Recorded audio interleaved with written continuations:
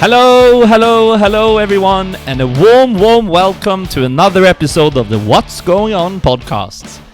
Feels like I've been saying that for quite many times. 22. Yeah, exactly. We are actually like in a really like momentum with the podcast, which I really like. We record a lot of episodes right now. A lot coming out soon. Yeah. A couple episodes have been recorded but haven't been released with some special guests. Yeah. So you guys should look forward to those. Yeah. But first of all, felt a little rude here. How you doing, man? Bro, I'm good. Nice. I'm good, man. Nice. Got a new haircut? Yeah. Yeah. Got to stay fresh with the summer coming. Yeah, the viewers can tell also that I got one. Looks like knife sharp shade. Fade. Fade could cut cheese, my man. Yeah, man.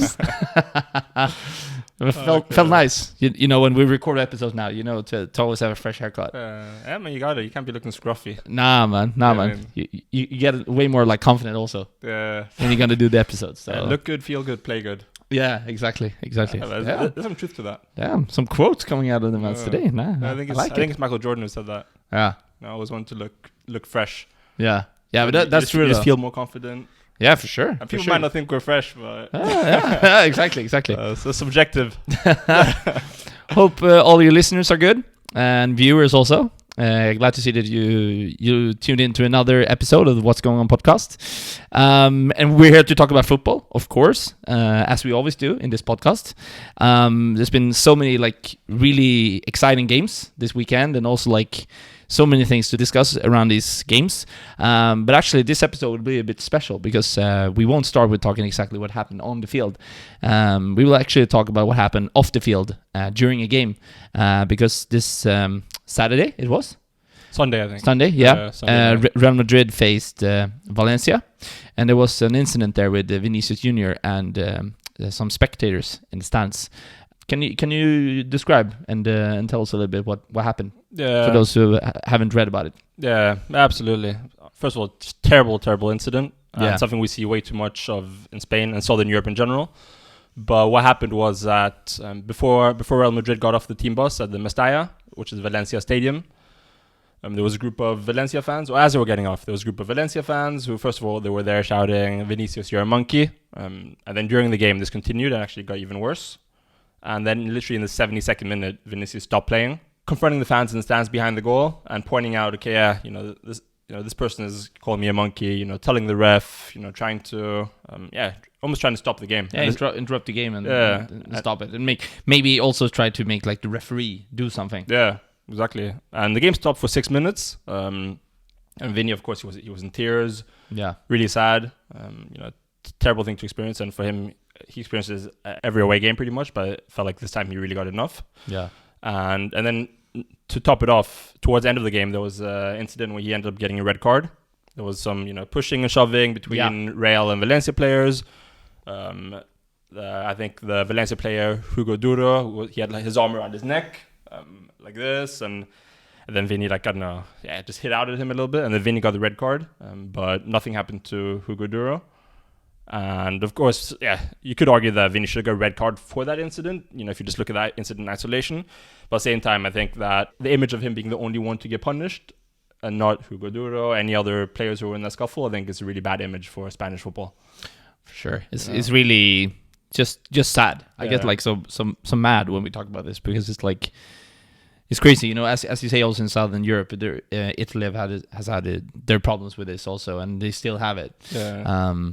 I think it's just like, in 2023 to be racist and like to judge people of how you look, what color your skin have, and what type of sexuality you have. It's just like, it's just sad, man. Yeah. It's just sad to see like grown up people standing in the stands and trying to affect players who just do their job and play football. Yeah, it's pathetic. Yeah. And honestly, in Spain, it feels like fans kind of look at, the fact of calling, a black player monkey, the equivalent of just any type of abuse you give any player. They feel like that's like the type of abuse we give black people. Someone else we say, "Oh, you son of a bitch, you wanker." You know what I mean? In England. But to black player we say monkey. Like that's how it feels like they think of it.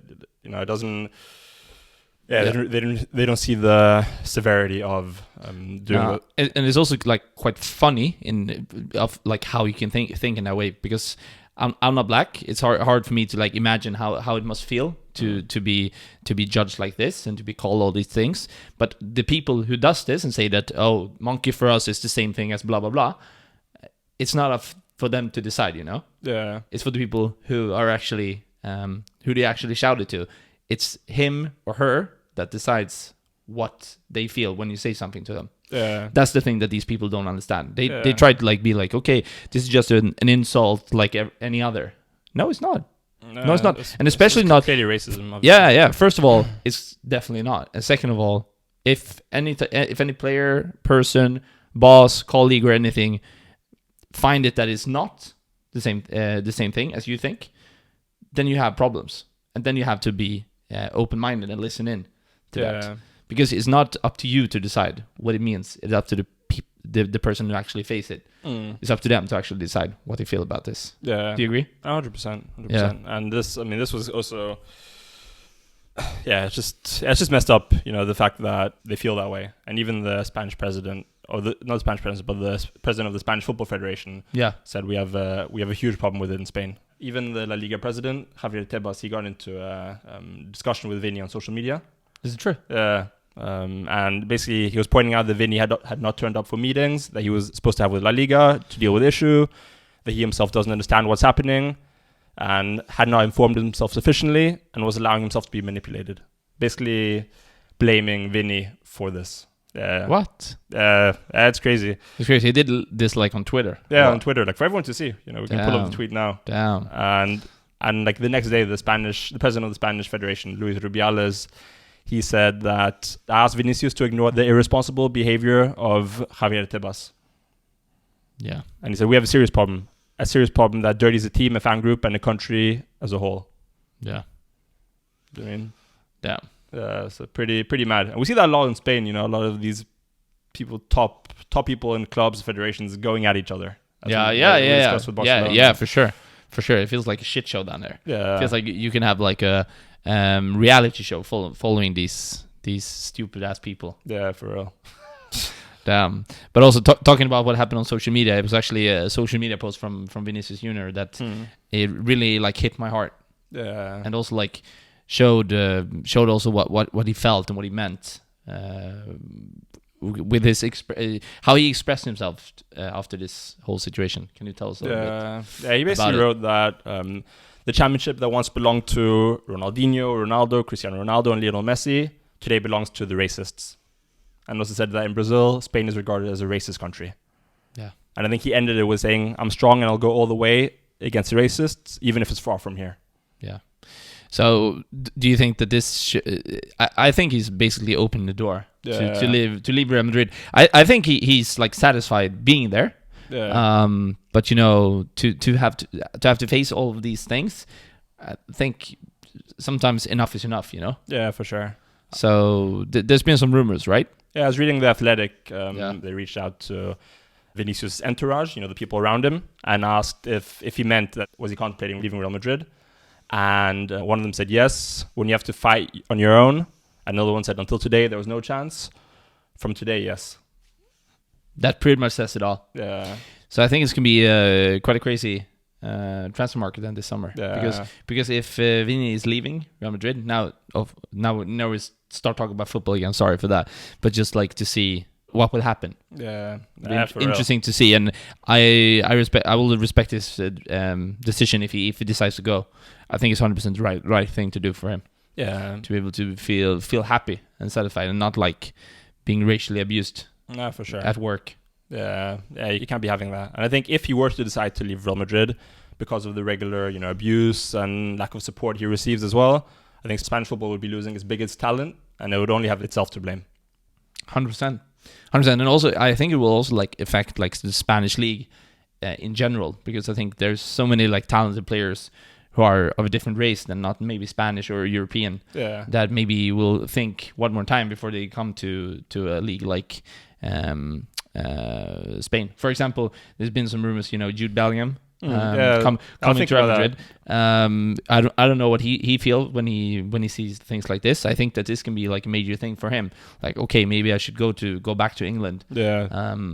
where this is not as common as it is in Italy. Was never an option for Jude, but maybe not going to Real Madrid because of this.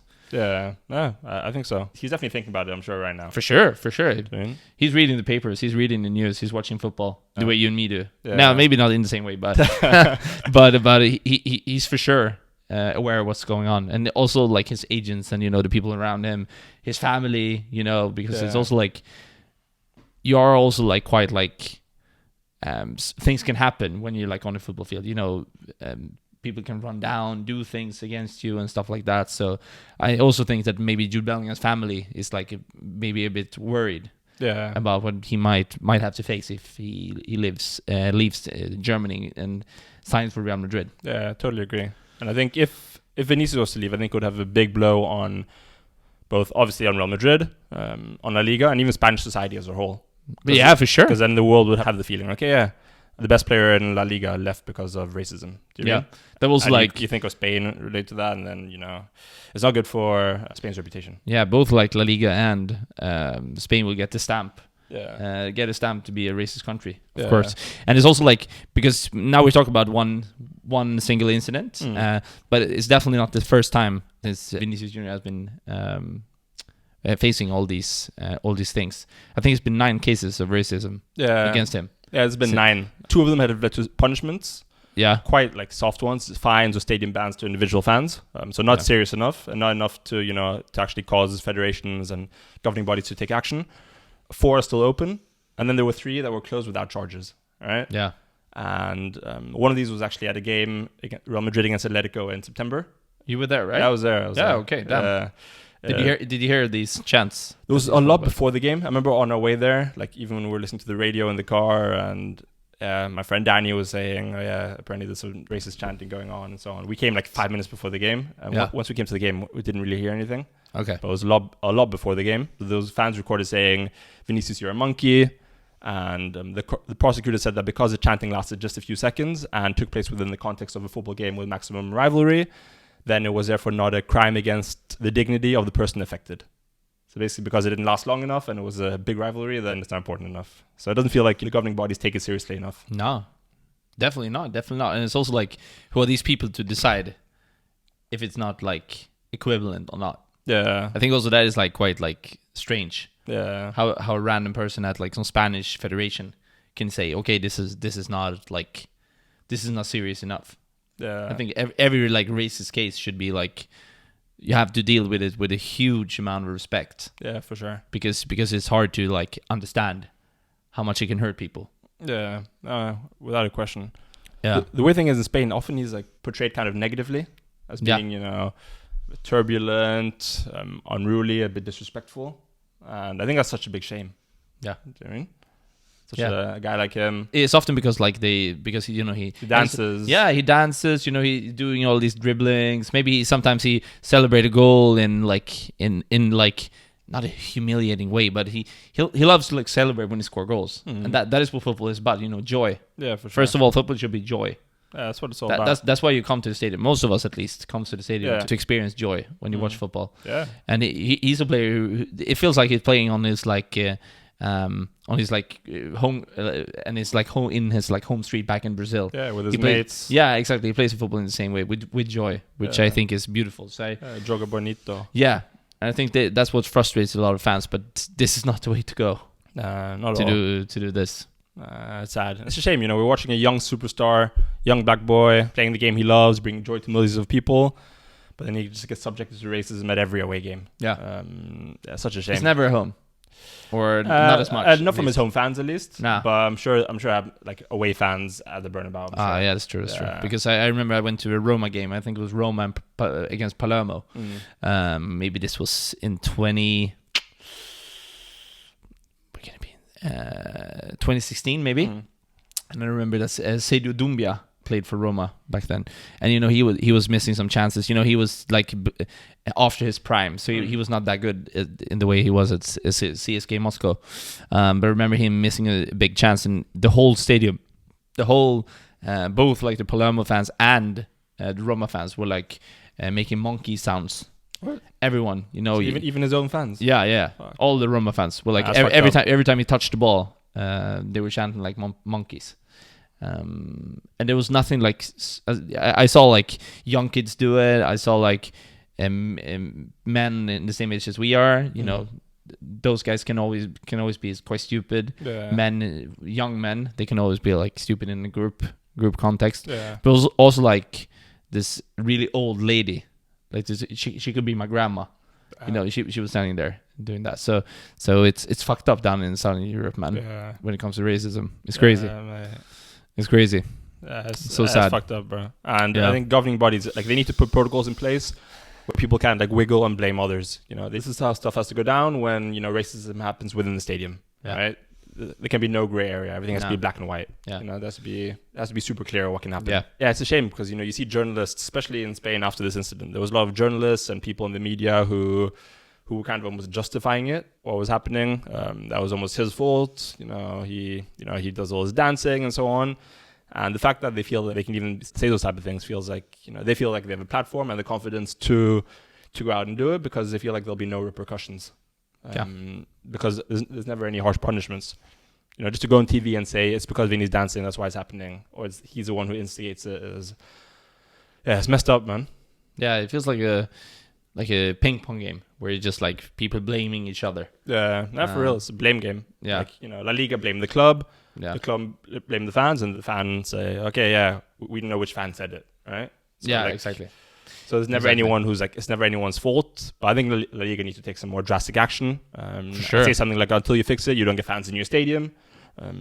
Or the players that say, oh, listen, we're not going to play this weekend. Do you know what I mean? And it's only then you'll start hurting like the pockets of the big corporations, because that's when they'll take it seriously. It's sad to say, but when it comes to money, things will become serious. Yeah, for sure. If you also get like fines, if the club will get fines, that will both affect the clubs, that they will maybe take action against this, but also this will affect the fans. If every like racial abuse will get a ban of, I don't know, a huge amount of money, then everyone will be also blaming the guy who did this. That's the thing. I say guy because it's way more often guys than girls.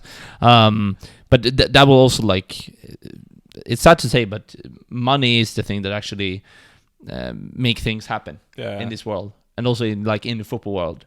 We can see it everywhere. That is money talks in the football world. Not big. And also in corporations. So I think that they have to do some monetary way to punish clubs fans that does this. And I think just a fine. I think fans don't really feel that. Dude, if it's a huge fine. Often it's never huge fines. It's often like, 100,000 euros and so on. Yeah, but that's what maybe they should change. Yeah, it has to be like, millions. Yeah, exactly. So you can't buy good players this summer because you did some racial abuse. So other fines of that amount, but not like 20, 100, 200,000 euros. Even when my club signs a player for like X amount of money, as a fan you feel like, it's not my money. The club has the money anyway. Do you know what I mean? But I think if it's like, no fans in the stadium, that hurt fans a lot more. It actually impacts their lives.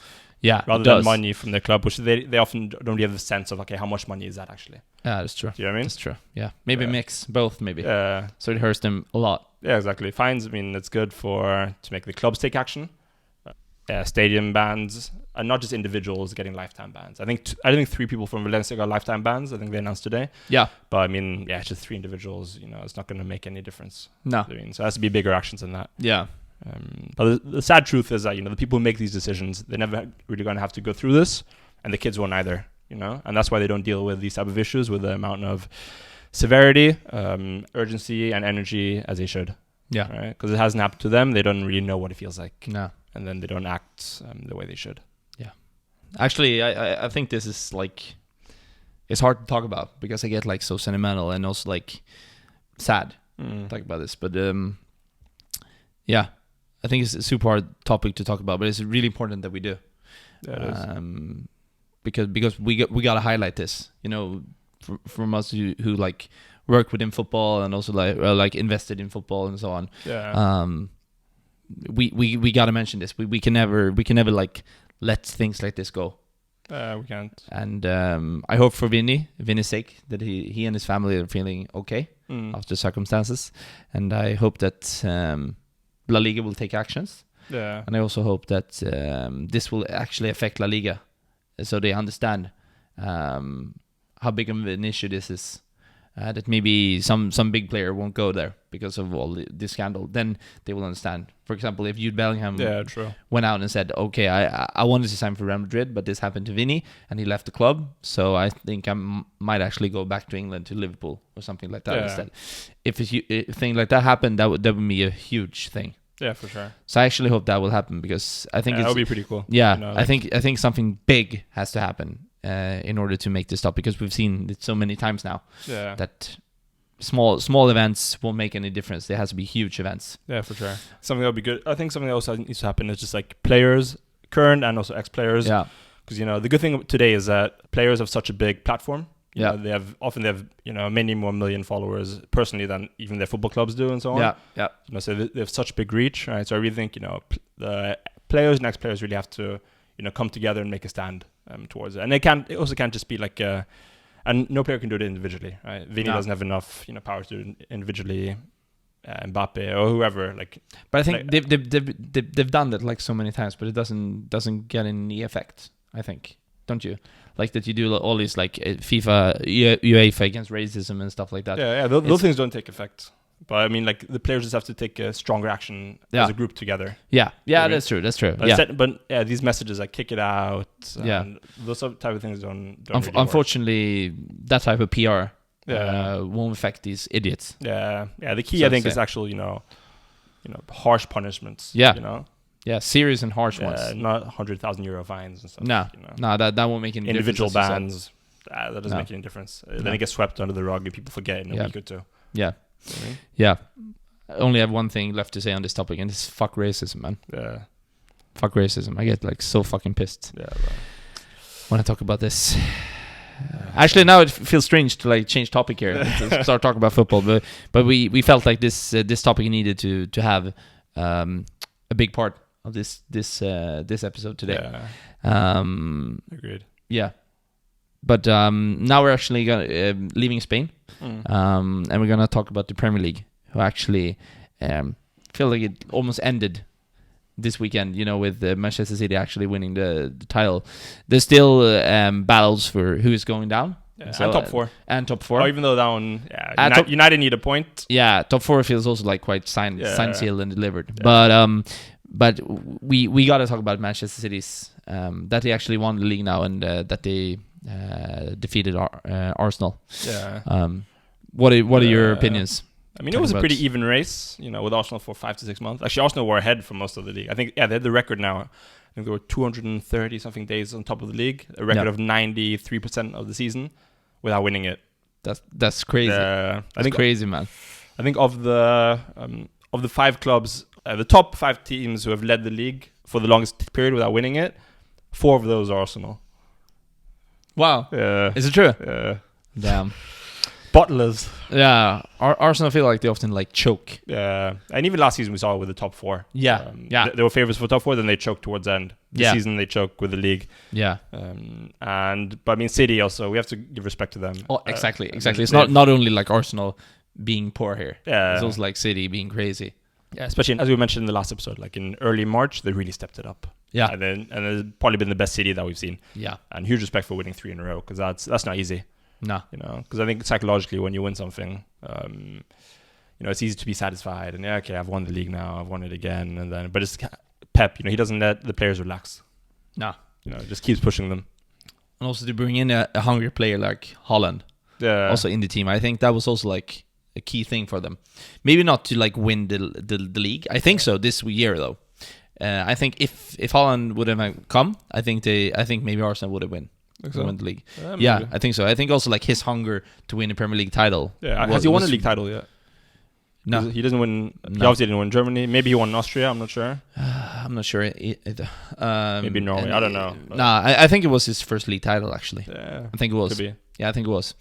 They spent like so much money for the last 4 or 5 years. Yeah, but it's also like not that much more. I think like probably around the same as the other big clubs, and even less than some of the big clubs. Yeah, I think what we saw Chelsea spend this season is more than City have spent in the last couple of years combined. Yeah.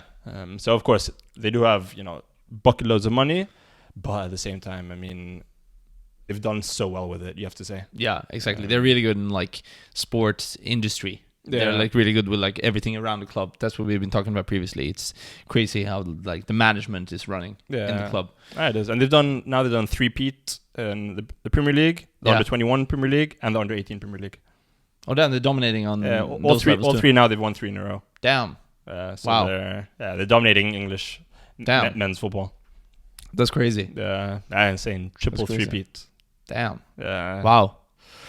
That's crazy. And it's the best City team I've seen. I mentioned it last time. Maybe not as technically good as some of the other ones, because, Haaland, his touch isn't as perfect as some of the other players. Sometimes he miscontrols it and so on. But, I mean, just the whole package, I think it's a better team. More entertaining to watch. Yeah. Powerful back four. Incredible midfield with Rodri, Gundo, Kevin De Bruyne. Yeah. And then, Haaland up front. Yeah. It feels like they've become like more physical, as we talked about previously. They've been like focusing a lot on like bringing more physicality. Yeah, for sure. Because I think that sometimes this can like win you titles also. Yeah. Because they both got skill and also the like physical part of it. Yeah, for sure. Which is vital today in today's football.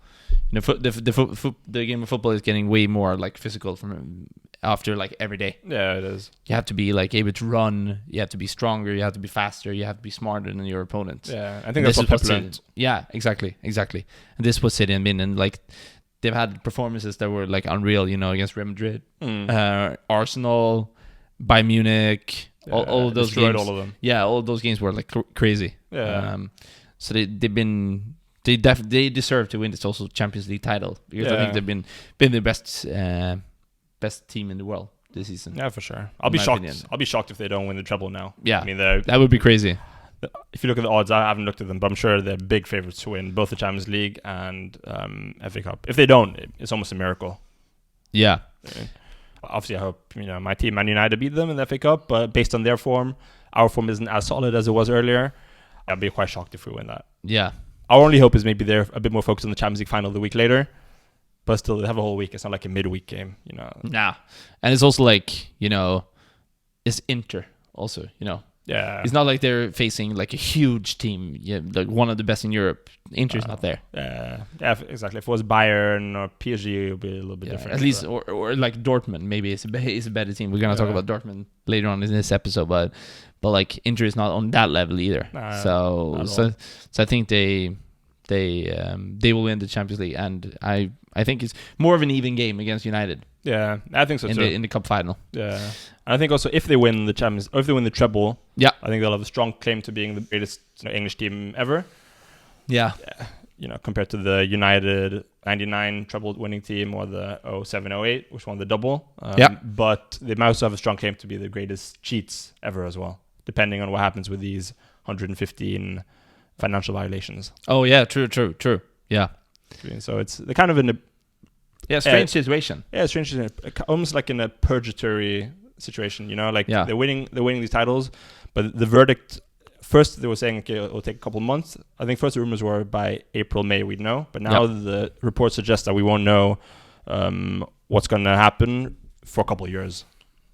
So, it's quite a strange situation for them. Yeah. And it must be weird also for like Richard Masters, the CEO of the Premier League, who's giving out winning medals to a club who his organization has, violated. Who they have alleged to be serial cheaters. Yeah. You know what I mean? Yeah. And he's giving out winners of my competition. That must be like so fucked up. And maybe knowing, okay, when we're done with all our investigations, these medals might mean shit. Yeah, that's the thing. Like, really, that's like super weird, weird situation. But also, the whole like football world is like so complex nowadays. So you can't just say, okay, this is wrong, this is right. Like, they're so complex to like understand. And City, of course, they bring in the best economic people that they have, the best people in the world to help them to make it look like they didn't cheat. Yeah. So then that's the thing. They have the best lawyers. They have the best. They obviously have the best everything. Yeah, exactly. And then the federations and stuff like that, they do exactly the same. Yeah. And then these people sit there and battle each other and try to like overprove each other. Yeah, that's the thing. And of course, that will take years. Yeah.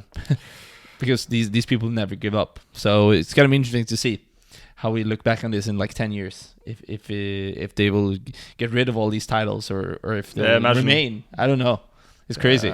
even if, let's say, they're found guilty, but the punishment isn't, they don't strip them from these titles, even if they officially keep the titles, people won't really respect it anyway. No, do you know what I mean? it's like, oh, they cheated to win those. Yeah, it's like it's maybe not the best comparison here, but you know Östersund, the Swedish team who actually they went from Graham Potter. Yeah, exactly. Graham Potter's Östersund.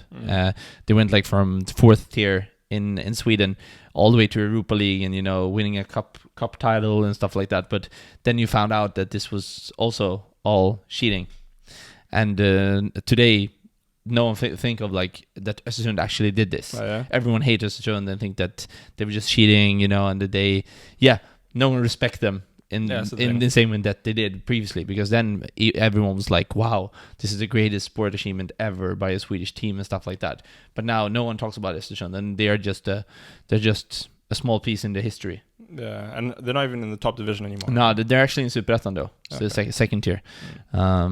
I think they started pretty well, so maybe they'll come back to Allsvenskan. Strange situation. Yeah, and same could happen to City. Yeah, exactly. So it's, I think that maybe City you can look at it the same way. There was like, okay, they were super good, but obviously they cheated. Yeah. So then you won't have the same amount of respect as you had previously. So yeah, strange situation. Yeah, that is, it's really crazy one. But no matter what, we're here right now. And right now we have to say that we're just super amazed with what City have done. Yeah, and we are. Yeah, and you know, Pep, Haaland, Kevin De Bruyne, Bernardo Silva. There are like so many heroes also in this team. So many like really good players, and also players that you maybe didn't imagine they were going to be like key players for Pep. You know, like Akanji. Yeah, Ake. Yeah. Also, like, especially when he left Chelsea, going to Bournemouth, people probably thought, oh, this guy's finished. Yeah. But look at him now. He's like starting in one of the greatest teams ever. Yeah, exactly. And also, like when he came to City, it felt like he was gonna be a backup. Yeah, and he was the first season. Yeah, for sure. So he was kind of like a flop. Yeah. When they bought him. Yeah. Until Pep realized, okay, I can't do this with Zinchenko and Cancelo. He's like, okay, I actually need solid players at fullback. Yeah, and they've also developed during the season, because I think early on in the season I felt that they were quite poor offensively. Now I think both Akanji and Ake has been like they're pretty good. Yeah, they're solid. Offensively. They're not like these modern fullbacks. Not like Trent and Cancelo. Yeah, Andy Robertson and players like that. But more like. They can also like manage to do stuff on the offensive half of the pitch. Yeah, for sure. So I'm super impressed with his team and also the management and everything around it. So maybe it's actually not such a big shock as it is that Arsenal actually bottling it. What do you feel about Arsenal? Do you feel that do you think that everyone should be like disappointed that Arsenal failed?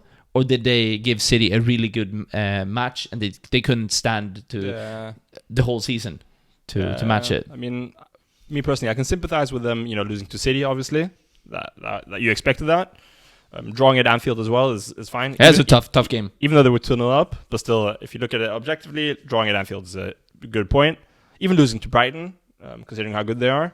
But then the games that you can't really forgive are like the West Ham, the Southampton games. Those are just so disappointing. And even this weekend against Nottingham Forest, it felt like they'd already accepted the league was done.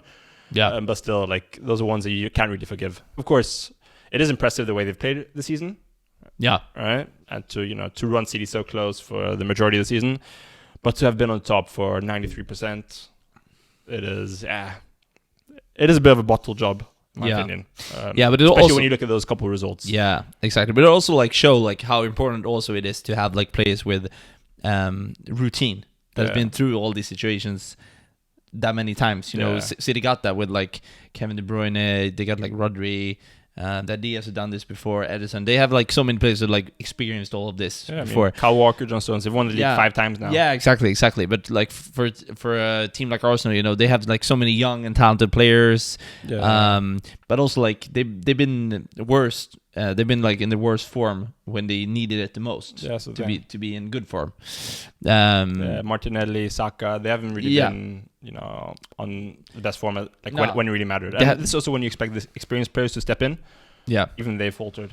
Like Thomas Partey has been pretty useless the last couple of weeks. Yeah. And Of course, they definitely miss Saliba, but you're always going to miss players in the title run-in. He's not an experienced player either. Yeah, he's like quite young, been in France. This is like basically his first Premier League season. Yeah, for sure. Like not in terms of experience, but just in terms of being like one of the best players. Some Arsenal fans are saying, "Oh, we had injuries," but you can't really. Nah. I mean, you're always going to get a couple of injuries. Yeah, and it's also you have to be able to cope with injuries. Yeah, and also like I feel like okay, if Thomas Partey should be like your biggest like routine player, then I think the squad building has been quite poor. Yeah, I think that maybe a player that I maybe could have felt had that type of impact on the team would maybe be Gabriel Jesus. Yeah, because he's been at City before and he knows how you win titles and stuff like that. And he's actually been injured. Yeah, he's been injured, but he's come back now, and he hasn't really been and that's at the level you expect. Exactly, and that's the thing. Also, like maybe if he would have been top level. Maybe some other things could have happened. Zinchenko is also someone that you should mention that maybe you expected more of this part of the season, because he also felt like the leader that Arsenal was trying to like build. It felt like he was trying too hard to be a leader. I don't know if you remember the Southampton game. I think when they went 2-0 down. Yeah. And he made like a huddle, for the players after 2-0. He's like, hey, guys, come in. And he was like, guys, come on. Even though he was at fault for the goal, first of all. Yeah. He's like, guys, come on, let's get back into this. And then Erdogan went up to him and he almost told him off. He's like, oh, what are you doing? And then also seeing Zinchenko cry when he got subbed off against Liverpool after Trent nutmegged him for the 2-2 equalizer. Yeah. And when you see like, one of your experienced leaders, acting like that. Yeah. Crying when they get subbed off because they made a mistake, and that's not what you want in those moments. Nah, but also I think we should mention here that it must been a hard season for Zinchenko also, with everything going on in his home country. Yeah, true. So I've seen some breathtaking clips on him also, like talking about this whole situation. So I think it's been a emotional season for him, not only like on the pitch and also like off the pitch. Yeah, for sure. Being subbed off, I don't think it's like he's not like crying only because of what's going on in the field. It's maybe also like because he got like so many emotions on what's going on in his home country. Yeah, but at that moment it did look like it was based on what happened. Yeah, true. Trent nutmegged him, he got subbed off. Yeah, and then that's really the game. You also felt like, okay, Arsenal, if they drop points here, they plan to win the league. Yeah, so it felt like in that moment it was because of that. But I fully agree with you. I mean, I definitely think so too. But I think also that maybe he's been like over emotional, for sure, due to what's going on in Ukraine. So I think that's also maybe a factor why he hasn't maybe been the leader the type of leader that you want to have. In a title running team. And Gary Neville said something quite interesting on this topic. I was watching an interview with him and talking about experience and so on. And of course, Class of '92 gets a lot of praise, right? But he said the Class of '92, they didn't win their first league title because of the Class of '92. They won it because of, Roy Keane, Steve Bruce, Gary Pallister, Peter Schmeichel, they had a rock solid spine. Yeah. So that spine was supported by the Class of '92. Yeah. Ryan Giggs, David Beckham, Gary Neville, but they won the reason they won. You do need experienced players, even if you have a group of youngsters. Yeah. Yeah. And that's the thing often with like winning teams. They're quite rare that you only have like youngsters who are like developing and learning the game. If we don't talk about FC Nordsjælland in Denmark, maybe they only have these young and unexperienced players. But otherwise than that, I don't think there's any other team in like the football world who's actually been like top of the league and maybe win the league with a team like that. So that's quite crazy. Yeah. So, but at the end, like that City will win maybe the league by 10 points. Yeah, I mean, it looks like, I think right now they're 8 points ahead. Yeah. Or 7. I think, they're on 88, Arsenal on 81. Yeah. And City have a game extra. They have 2 games left, Arsenal have 1. So if they both win the remaining games, then City finish 10 points ahead. Yeah. And that is something that you have to be like, that is something that you have to criticize Arsenal for. Yeah. That it becomes like that big of a difference when you actually led the league for 93% of the whole season. For sure. That is not okay at all. Yeah. I was reading like Ole Gunnar Solskjaer, his best season at United. Yeah. It was actually better than Arsenal this season. Yeah. Also got second in the league also. Yeah, exactly. Got second in the league. Yeah. Went further in the cups. Yeah. So it is, and he didn't get any respect at all almost. No praise. Yeah. Basically no praise. It's been a quite big debate I've seen like online and so on about who's had the better season, United or Arsenal. What do you think? I have to say Arsenal. Exactly. Still. Because there was more I was more like confident with like United being better than they were previously. Like I was more like, okay, now it's going to be a huge difference when Erik ten Hag comes in. But I was not like, I didn't feel that Arsenal would be number 2 after City before the season started. If you understand what I mean. I don't even mean like playing wise and so on. That's the way I think. Like, I think that you could see that United was gonna get better, but I didn't see that one coming. That Arsenal was gonna be like so close to winning a league title. Yeah. For me, so that is how I'm thinking. How do you see it? You're also biased, of course. I'm biased, but I see. Okay, let's say we finish third. We're going to finish third or fourth. If we finish third, Newcastle dropped points yesterday, right? So if we win our remaining games, we finish third. Yeah. I'd personally rather take third and a trophy, potentially 2. We've already won the Carabao. We're probably going to lose the FA Cup final, but you never know. Yeah. So third and a trophy versus second and no trophy. For me, there's no difference with second and third. So I'd personally rather get a trophy and just finish in the Premier League. Finishing second, third, or fourth is the same. It doesn't really matter. For me, it's a strange way to look at it, but I can see the. You guys don't win that many trophies in Ico, so I can't blame you. Damn! Wow. Okay. But obviously, wouldn't you rather finish third and win a cup than second? Not in Allsvenskan, because it's you won't get Europa League qualifications if you end up third. Okay, but if you look at the Premier League situation, like second or third, like really was the difference. When at the end of the day, when you look back, it's a better place in the table. Yeah, but then at the end of the day, when you look at your career, you look at the trophies you've won. You don't care if you finish second or third. You don't care. Okay, I finished second. But it's also I finished third 4 times. You look at trophies. Yeah, you do. But it's also like it's the Carabao. It's still a big trophy. It's not a big trophy. It's a trophy, but it's not a big trophy. Yeah, it's not like we also won the Bangkok Cup in the preseason. That's not a big trophy. That's a trophy. But that's not even a trophy. You can't even call that a trophy. That's a medal. That's not even a trophy. I'm playing. But I mean, this is considered a big trophy. Like, it is officially a major honor. If you look at players' major honors in their career, all these League Cups, Carabao Cups are considered major honors.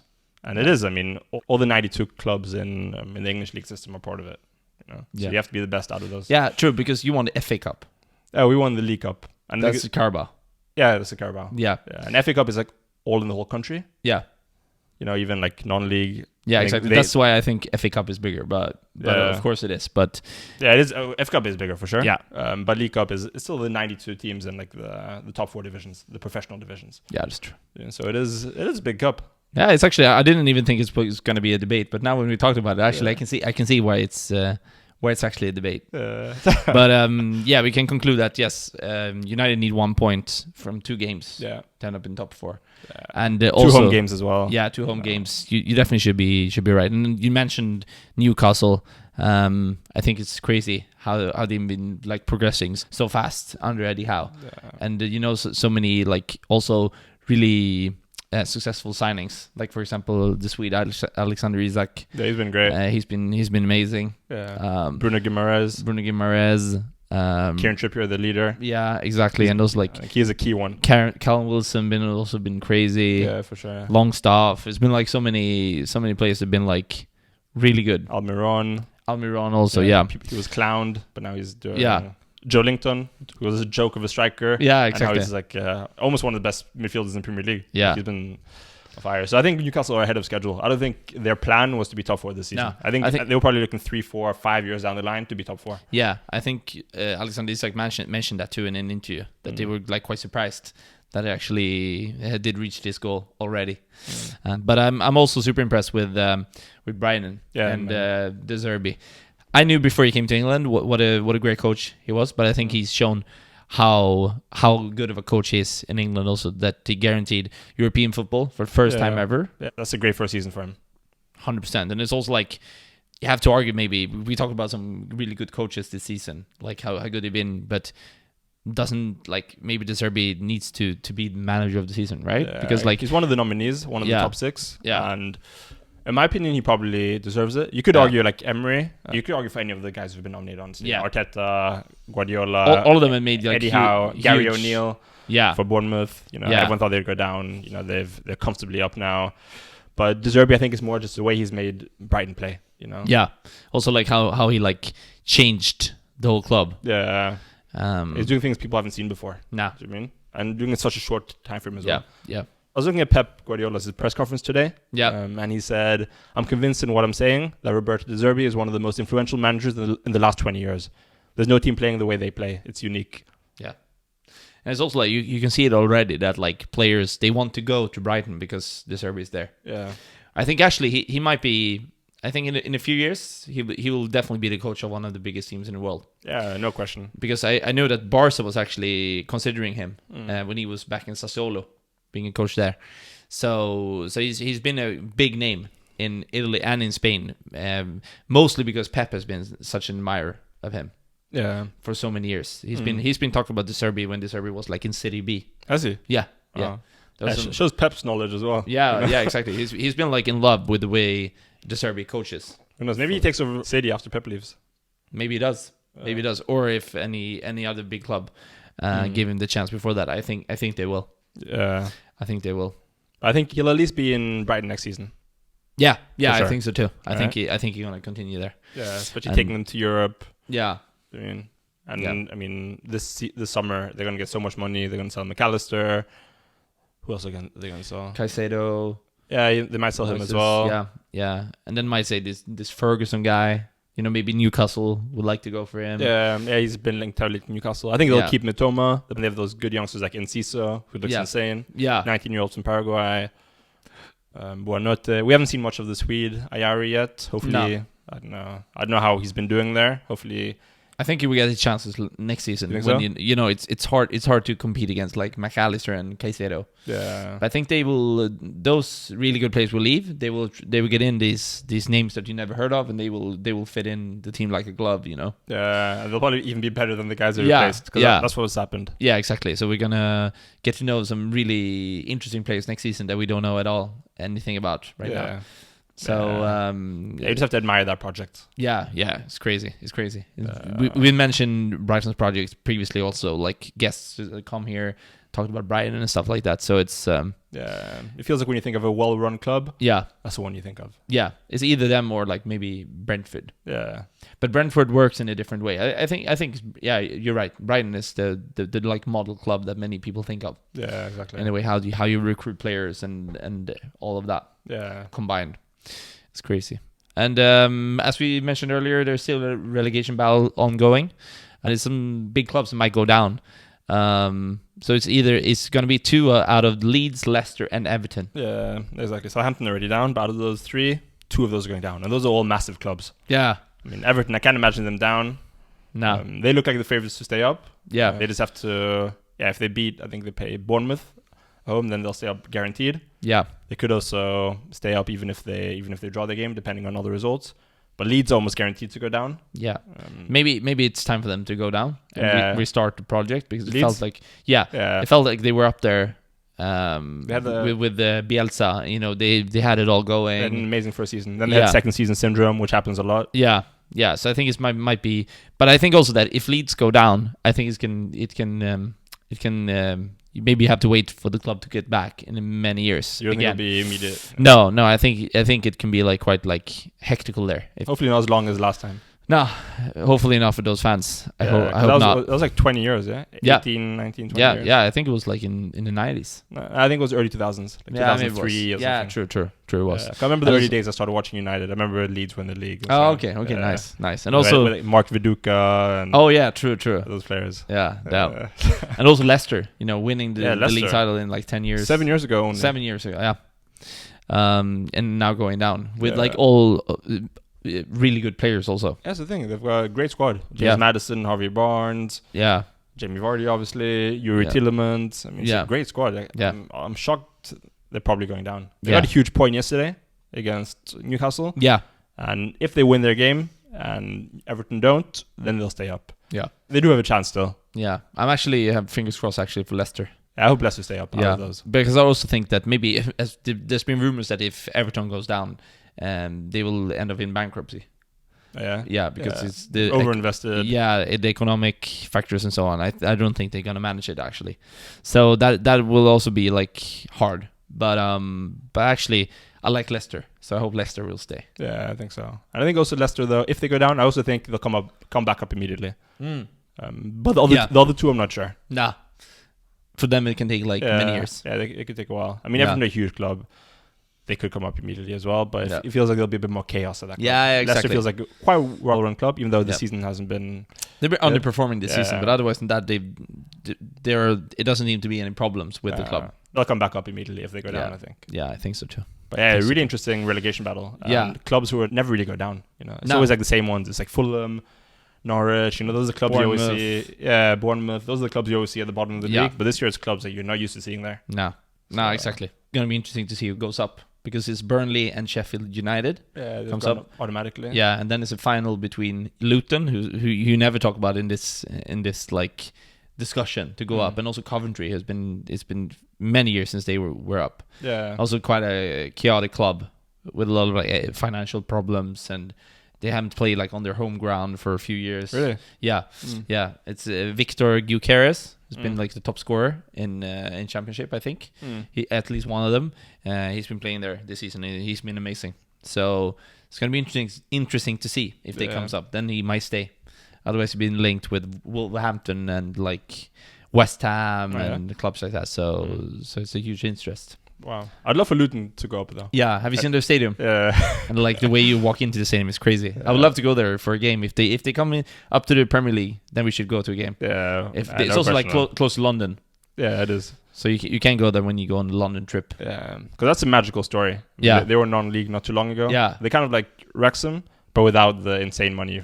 Exactly. Of course, they do have money, but not like that. Right? Nah, so it's exactly. a magical story, but just obviously doesn't have the same media coverage as that type of story does. But it's insane what they've done, and that's also why they have such a small stadium. Yeah, I don't even know if it's. I don't know.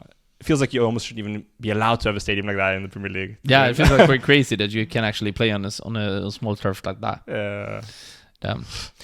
But interesting though. Yeah, really interesting, and then now the leagues around Europe starts to end up, and you start to see which club is going to win the league and who's going down. And actually in Bundesliga, everyone thought as you do when you think about Bundesliga, that Bayern Munich is going to win because they won every title since the 2011-2012 season. Yeah, right. Yeah. But now actually it looked like they're going to bottle it against Dortmund actually. Yeah, it looks because since Thomas Tuchel came in, there's been some problems for them. I felt that maybe they should have taken Tuchel in the summer and kept Nagelsmann, but it felt like the whole Nagelsmann situation was they had to get rid of him.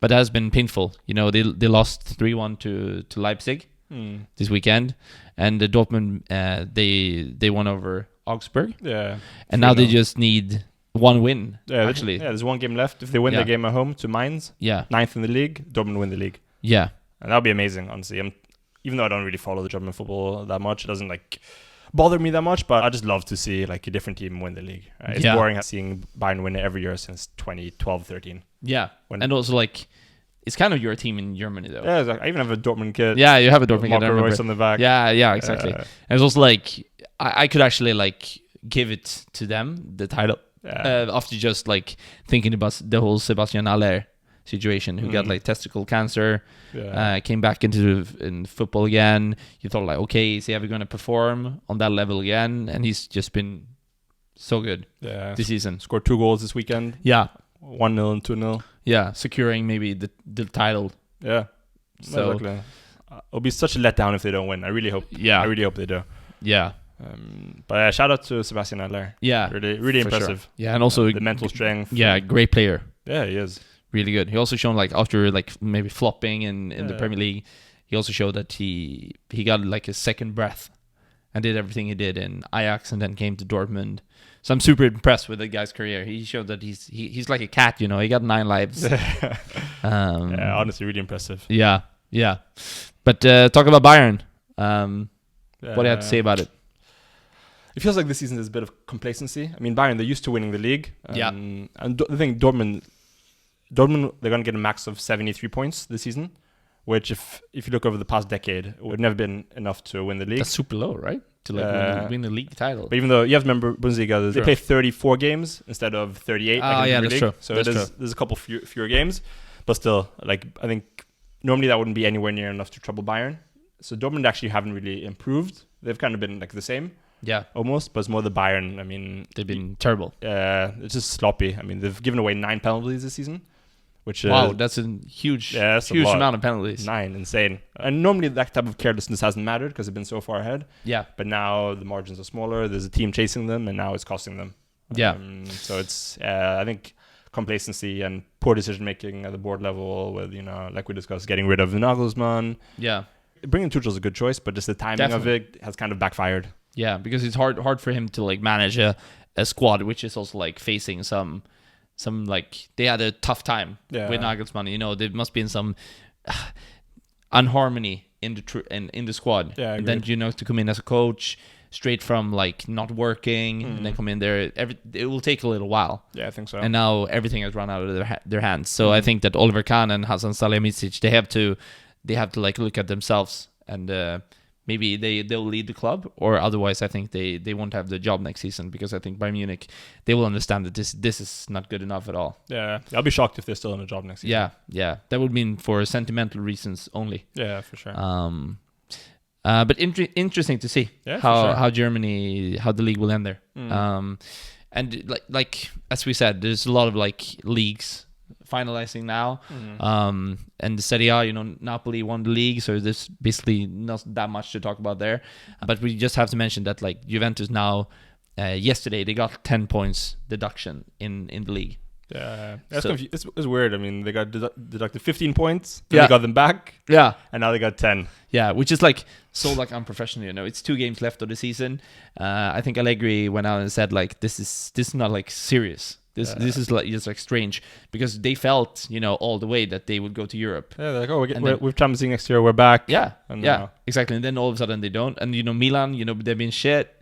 All of a sudden they're on the Champions League spot again. Being saved by this. And also like Mourinho with Roma, and I think actually he also mentioned that he felt like this is like unprofessional. Yeah, it is. Because like he coached the team as if they were chasing Europe. And now all of a sudden they are almost secured Europe, even though they actually didn't, because if Juventus would have remained their points, they wouldn't reach Europe. Oh yeah, really? Yeah, I think it wasn't that way. It was like super tight, but now it's not. Yeah. Because of this whole like thing. So it felt like this is just like unprofessional. Yeah, it really is. It's just like chaos country. Yeah, it is. We talk about Spain being a racist country, Italy the same, but you have to talk about Italy also when it comes to like organizations and stuff like that. No one can beat Italy. Yeah, so backward on that level. Yeah, everything is like going back in time. Yeah, it's crazy. Yeah, even people who have talked to her. Italy is it's a nice country and so on. It's a fantastic country for like vacation, food, people, culture. Exactly, beautiful places. But I would never like to live there. Yeah, when I talk to people who live there, they'd say everything's like so slow and the bureaucracy is like really slow. Things take ages to get done. Yeah, everything's so old fashioned. Like it's a country that's a little bit feels like it hasn't really like developed that much on that level. Yeah, no, that's true. I remember there was this Swedish guy, Samuel Gustafsson, who's now playing for BK Häcken, the best team in Allsvenskan, and he said that he joked, but he said like it feels like you have to go to court to get rid of your Wi-Fi connection or Wi-Fi subscription. It's like such a pain. Yeah, you can't just like call the company and say like, okay, I'm leaving the country. I don't want this Wi-Fi thing no more. No. It's way more complicated than that. My girlfriend, her little sister, she lived in Milan. Yeah, and to pay her phone bill, she had to actually go physically and pay in cash. Wow. And she couldn't do it via the app, and so she was abroad, probably here visiting us. Yeah, but since she couldn't pay like her mobile service online, she couldn't have any service because she had to be there and pay it physically in person. Wow. Wow. It's almost like a joke. Yeah. Just like as you say, it's back in the 80s. Yeah. Man. Wow. That's horrendous. Yeah, it is. I'm talking about horrendous things. Actually, we're now going to talk about a league that we almost never talk about. I don't think we've ever mentioned it. I don't think so. Maybe, I think we have, though, because the team that actually got relegated, one of the teams, is Lechia Gdansk. A city that we visited, Gdansk, this summer. Yeah. A shout out to Gdansk if you haven't been there. Beautiful city, and also beautiful city and great place for a little weekend vacation. Definitely financially, and also what you can do there. Cheap as bits. Yeah, damn. And insane value for money. Yeah, damn, it's crazy. The drinks, the food, good food. Yeah, we had some of the best pizzas we've ever had. Yeah, for like 40 kroner. Yeah, 40 kroner, which is like €4. Yeah. €4, $4. Yeah. Wow, it's crazy. Beers for $2. Yeah. Euros. Cocktails for $4. Yeah. Wow. Crazy city, perfect place to go. For a weekend, but now actually, and also Legia Gdansk, their stadium, we went there on a stadium tour together actually this summer, and it's crazy. That stadium is maybe one of the best in Europe. Yeah. They had like Euro semifinals and also like the Europa League final a few years ago. Yeah, when United played Villarreal. Yeah, exactly. Was that 19? Yeah, and it's like 50,000 spectators. It's like super modern, but they are going down. But actually, the team who won the league, I have to read Rakov Czestochowa. I don't know if that's right. If any Polish guys listen to this, I'm sorry. Nikolai. But actually, it's like they were champions, a team that maybe even like no one heard of, and like their stadium takes like not even like 10,000 people, I think. I'm not sure. Like, I hadn't heard of the club until today. No. I remember my friend Nikolai telling me that yes, some team I never heard of had won the league. And Legia Gdansk had gone down, and just like a crazy season in Polish football. Yeah. So I was like, wait, what the hell is going on here? Yeah, because you can see like Legia Warszawa, quite a classic Polish team in ending up second. Lech Poznan on third. Pogoń Szczecin, which is not maybe the most famous club, but also in Poland is a huge club. They came like fourth, I think. So like to have a team like that winning is crazy. Yeah, it is. And the only thing I hope comes out of this is that Legia Gdansk Swede, Henrik Castigen, the cousin of our friend Marcus Castigen, that he comes to AIK. Has it been talks? No, it's just me wishing, because we're in such a shitty situation. I don't know if you've seen, but we're 9 games into the season. 6 points, huh? Yes, we've only won 1 game. Yeah. It's a derby against Hammarby, third game or something like that. Yeah, but it's crazy, the coach, being hyped, now everyone is questioning, should he stay at the team? We didn't have a sporting director for like 9 months, and now we got one, a Norwegian one, who seems to be a top sporting director. Yeah, but it takes a while for him to implement this. Exactly. And also like a hard time for him to like join the club, with all these things going on.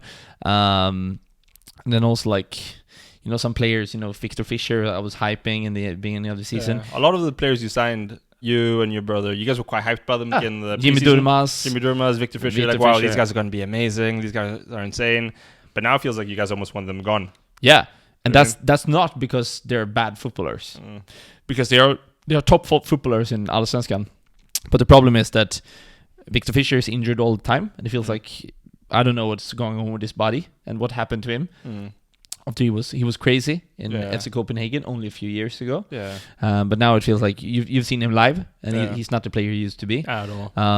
So that's crazy. And also like Jimmy Durmaz, I think he had some problems with his kidney in the preseason. So I think he's still like. I don't think he has been the same player since that happened. That's right. So I think he struggles with that, but also it feels like there's a personal dispute with the coach. There's been also rumors that him and Andreas Brännström are not the best friends. Oh, really? Was it Brännström who signed him? Or? No, it was the sporting director that was actually our CEO, and he was CEO and our sporting director, and he did his own thing. Not even talking to Andreas Brännström. What he wanted, he just signed players that he thought would make Allsvenskan sexier. That's what he said. You need that communication with the coach and the sporting director. Yeah, sporting director and coach should be working super tight. Sporting director can't be signing players without the coaches. No, even though they're good players, you have to sign players that the coach actually wants. Yeah, otherwise they'll be on the bench. That's rule number 1 if you're a sporting director. So that has not been the case here. So we just have to pray that Thomas Berntsen in the summer transfer window get some maybe Norwegian players who can run and who can score and who can make assists. And that we actually stay in Allsvenskan this season. That is what I'm hoping for. How many go down? 2, and there's one out of qualification. 16. 2 out of 16. And right now you're 14th. 15th. Oh, so you're actually in the relegation zone. Yeah. Oh, so I thought you were one above. No, we're actually 15th. Wow. So yeah, I'm not that hyped anymore as I used to be. I just hope that Brennan stays and that AK signs some players who are not injured all the time and who want to play football and be serious with their job, basically. So it's gonna be a hard thing to follow this season. I hope you listeners, even though for those of you who don't follow Swedish football, you think this is funny part of the podcast, because I will be mad basically all season. So you will be entertained. If you don't follow Swedish football, you at least be entertained with seeing me pissed. But that was actually it for today, right? Yeah, for sure. I felt like we've been talking for quite a while, actually. I thought it would be like a short one, but it felt like we had a lot to talk about. Yeah, we did. More than expected. Yeah, more than expected. And also we ran into some like extra topics, which I always love when we do. For sure. But yeah, make sure to follow us. Guys, Instagram, all the social media, and also, Spotify, Apple Podcasts, YouTube. Exactly. We've got some, we say this all the time, but now we really have some really exciting episodes coming up. Yeah. Because we already recorded them. Exactly. So we know they're going to be exciting. Exactly. So make sure to follow us and don't miss out on anything by pressing the subscription button. Yeah. And kind of give us a rating as well. Always helps with the algorithms on all these different platforms. Yeah, more than you might think. We appreciate it. Exactly. And if you're a listener who, I don't know, maybe isn't subscribed or anything, please do. Yeah. Because sometimes you can listen to stuff without actually being subscribed to it. This podcast, you should not sleep on it. You should subscribe, because there will be massive content coming up. All right, bro. All right. All right, guys. Take care, guys. Bye. Bye, guys.